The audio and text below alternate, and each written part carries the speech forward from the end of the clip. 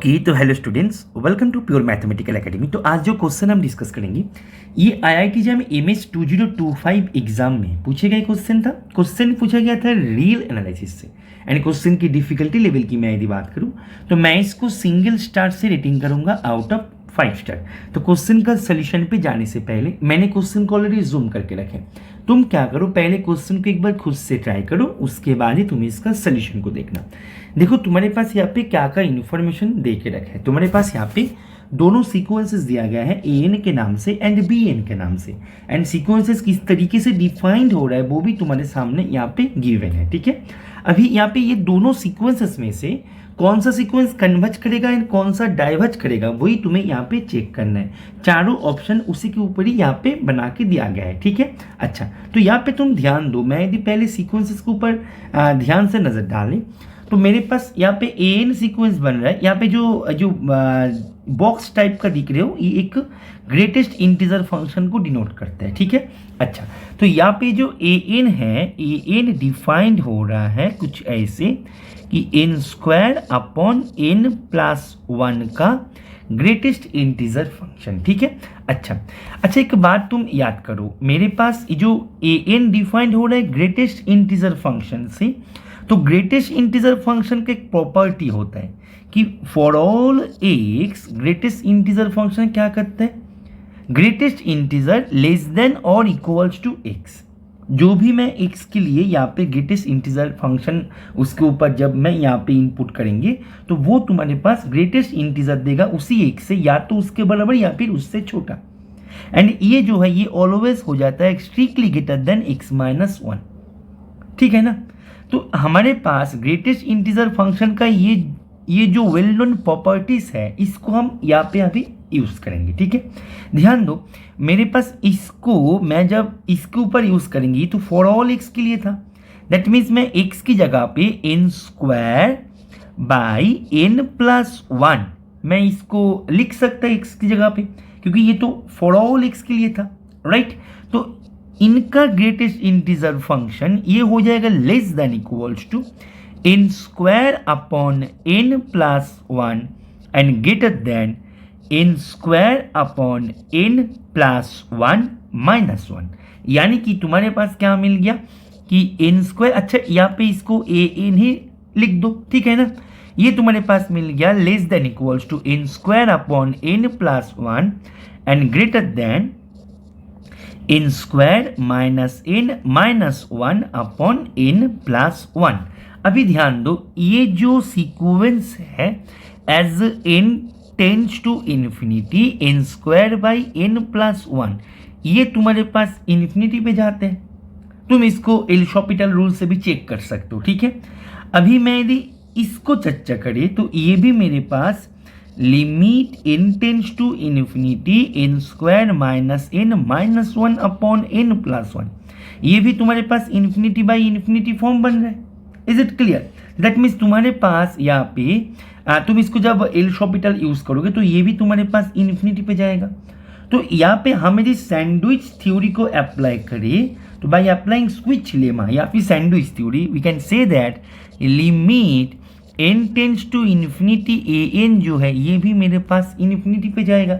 यानी कि मेरे पास AN सीक्वेंस डाइवर्ज किया प्रॉपरली। ठीक है ना, डाइवर्जेस प्रॉपरली। ठीक है, तो AN मेरा डाइवर्जेंट सीक्वेंस बन गया। तो AN को कन्वर्जेंट जो ऑप्शन बता रहा है उसको पहले डिस्कार्ड करो। ठीक है, तो AN मेरे पास डाइवर्जेंट है। अभी मेरे को BN के बारे में चर्चा करना है। BN देखो, BN किस तरीके से बन रहा है, BN बन रहा है n² upon n+1 minus AN, यानी कि तुम्हारे पास ये बन रहा है n² upon n+1 minus AN means GIF of, मतलब greatest integer function of n² upon n+1, यानी कि ये तुम्हारे पास फ्रैक्शनल पार्ट फंक्शन ही बन रहा है, राइट। अच्छा तो इसको हम यहाँ पे अलग से चेक कर लेते हैं। देखो तो मेरे पास अभी BN जो है, BN बन रहा है n² upon n+1 minus AN, यानी कि GIF of n² upon n+1।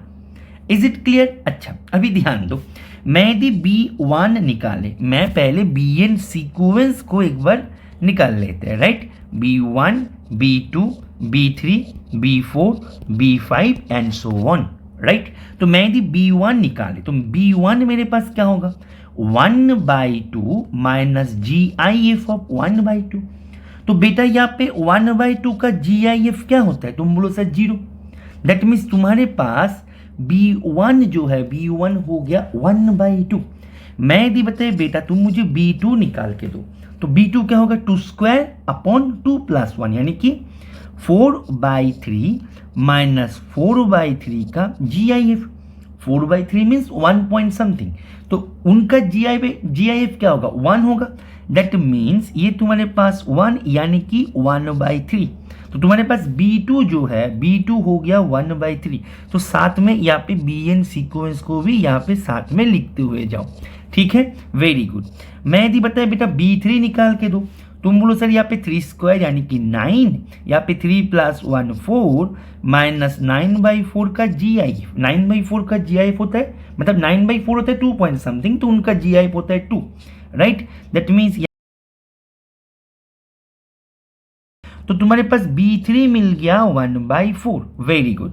अभी तुम जब B4 करोगे, 4² 16, 4 + 1 5 माइनस 16/5 का GIF। 16/5 का GIF क्या होता है, 16/5 होता है 3 पॉइंट समथिंग, तो यहाँ पे हो जाएगा 3, राइट। तो ये तुम्हारे पास हो जाएगा 1/5, तो तुम्हारे पास B4 हो जाएगा 1/5, ठीक है। तो यहाँ पे एंड सो ऑन, तुम ध्यान दो, एंड सो ऑन चल रहा है। दैट मीन्स तुम्हारे पास एक चीज तुम नोटिस करो, जब तुम्हारे पास B सफिक्स में 1 था तो यहाँ पे 2 था, 2 था तो 3 यदि 3 है तो यहाँ पे 4 है, यदि 4 है तो यहाँ पे 5 है। तो यदि मैं यहाँ पे तुम्हें बता दे बेटा BN यदि है तो वो क्या होगा, तुम बोलो सर ये हो जाएगा N+1, क्योंकि 4 है तो 5 है, एक एक करके बढ़ रहे हैं, 3 है तो 4 है, तो BN क्या होगा 1/n। दैट मीन्स तुम्हारे पास BN जो है, BN तुम्हारे पास 1/n+1 मिल गया, right. Is it clear. And limit n tends to infinity BN मैं यदि बताया, तुम बोलो sir limit n tends to infinity BN हो जाएगा 1/n+1, इनका लिमिट, तो ये हो जाएगा 0। दैट मीन्स तुम्हारे पास BN जो है, BN मेरा यहाँ पे कन्वर्ज कर गया, तो यहाँ पे बोल रहा है कि BN भी डाइवर्ज करेगा, तो ये गलत है, तो इसका आंसर हो जाएगा ऑप्शन बी। तो इसका फाइनल आंसर हो जाएगा ऑप्शन बी। तो मैं आशा करेंगे ये सोल्यूशन तुम्हें समझ में आ गया होगा, और हमारे क्लासेस में ज्वाइन करने के लिए तुम इस नंबर पे कॉल या फिर व्हाट्सअप करके तुम उसके बारे में जानकारी ले सकते हो। ओके, चलो पढ़ते रहो। Happy learning with PMA।